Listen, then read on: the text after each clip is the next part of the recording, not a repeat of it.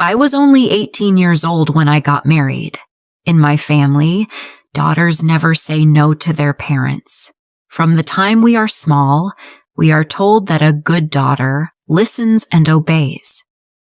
So, when my father looked at me and said, "It is time for you to get married," I smiled. Even though my heart was heavy, I whispered, "If this makes you happy, then I will say yes." The wedding came and went. I wore the dress. I smiled for the pictures. I did everything that was expected of me. Days turned into weeks and weeks into months, but inside, my heart was empty. Many nights I sat by the window asking myself, is this really all there is to life? Just living for others? Just doing what they say? 2 years passed like this. Then one night, everything changed. My husband was driving the car. It was late, and the road was dark and quiet. I was sitting by the window, looking at the stars. Suddenly, the car shook. It turned sharply off the road. My husband had fallen asleep while driving. Before I could even scream, the car rolled down and crashed. The sound was so loud.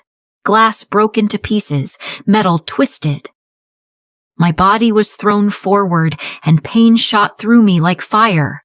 In that moment, my husband jumped out of the car and ran to save himself. I am glad he lived, but I was left trapped inside. People from nearby came running. They pulled me out quickly, but they didn't know how badly I was hurt. While they dragged me, my back broke even more. When I opened my eyes again, I was in a hospital bed. My right arm was broken. My wrist was broken. My shoulder and collarbone were broken. My ribs were broken too, but the biggest wound was on my spine. I stayed in the hospital for 2.5 months. Those days felt endless. Nights were the hardest. The room was silent except for the ticking clock and the beeping machines. I lay awake, staring at the ceiling, asking, why me? Why am I still alive? One morning, a doctor stood near my bed. He said gently, I heard you loved painting, but I'm sorry. You will not be able to paint again. The next day, another doctor came. His voice was firm. Your spine is badly injured. You will not be able to walk again. I closed my eyes. My lips trembled, but I whispered, it's all right. On the third day, the doctor came once more. His words broke me completely. Because of your injury, you will not be able to have children. That night, I pressed my face into the pillow and cried until I could not breathe. I thought, if I cannot walk, cannot paint, cannot be a mother, then why am I alive at all? But deep inside, a small voice told me not to stop. One evening, I called my brothers. My voice was weak, but I tried to sound strong. I know my hand is not steady, I told them, but I cannot look at these white walls anymore. Please bring me some colors and a canvas. I want to paint again. The next day, they came with paints and brushes. My hand shook as I picked up the brush. It felt heavy, but when I dipped it into bright color and made the first stroke, I felt a spark inside me. Stroke by stroke, I filled the canvas. The lines were not straight, but they were mine. People who passed by stopped to look. So beautiful, so bright, they said. They saw colors, but they didn't see the tears running down my cheeks. They didn't feel the pain hidden in every stroke. That was the day I found my voice again. Without saying a single word, I told my story through my painting, and in that moment, I made a promise. From now on, I will live for myself, not to be perfect for others. I began to face my fears, one by one, My first fear was divorce.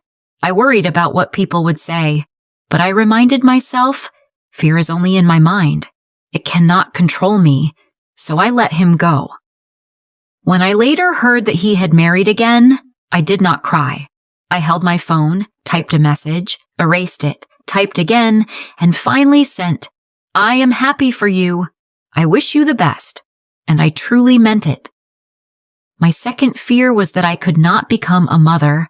This thought hurt the most, but then I reminded myself, a child is not only born from the body, a child is born from love I decided I would adopt.